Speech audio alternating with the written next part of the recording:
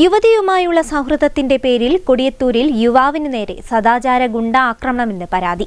ചാത്തമംഗലം പാഴൂർ സ്വദേശി ആബിദിനെയാണ് ഒരു സംഘം ക്രൂരമായി ആക്രമിച്ചത്.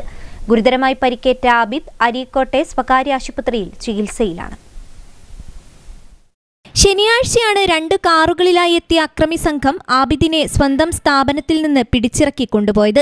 ബലമായി പിടിച്ചിറക്കി കാറിൽ കയറ്റിക്കൊണ്ടുപോയ ശേഷം അജ്ഞാത കേന്ദ്രത്തിൽ വെച്ച് യുവാവിനെ ക്രൂരമായി മർദ്ദിച്ചെന്നാണ് പരാതി. ആക്രമണത്തിൽ തലയോട്ടിക്ക് പൊട്ടലുണ്ടായെന്നും വാരിയെല്ലിനടക്കം പരിക്കുണ്ടെന്നും ആബിദിന്റെ ബന്ധു പറഞ്ഞു. ശനിയാഴ്ച ഉച്ചക്ക് ഒരു സംഘം ആൾക്കാർ വന്നിട്ട് വർക്ക് ചെയ്യുന്ന സ്ഥാപനത്തിൽ അക്ഷയയിൽ വന്നിട്ട് ചുള്ളിക്കാർപ്പ് അക്ഷയ വന്നിട്ട് അവർ തന്നെ തല്ലിയിട്ട് ഒരു ബലമായി പിടിച്ചുകൊണ്ട് പുറത്ത് കൊണ്ടുപോയി.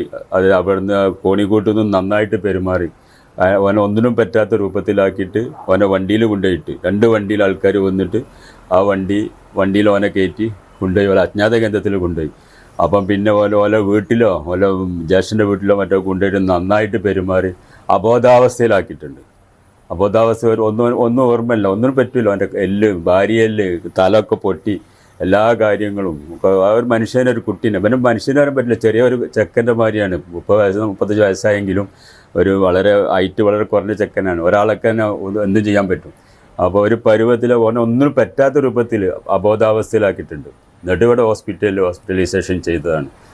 2 കാറുകളിലായി എത്തിയ സംഘം ആദ്യം യുവതിയെ കാറിലേക്ക് ബലമായി പിടിച്ചുകയറ്റുന്നതും പിന്നാലെ സ്ഥാപനത്തിലുണ്ടായിരുന്ന ആബിദിനെ മറ്റൊരു കാറിൽ കയറ്റിക്കൊണ്ടുപോകുന്നതിന്റെ CCTV ദൃശ്യങ്ങളും പുറത്തുവന്നു. തുടർന്ന് കാറിൽ വെച്ചും അജ്ഞാത കേന്ദ്രത്തിൽ വെച്ചും ക്രൂരമായി മർദ്ദിക്കുകയായിരുന്നുവെന്നാണ് പരാതി.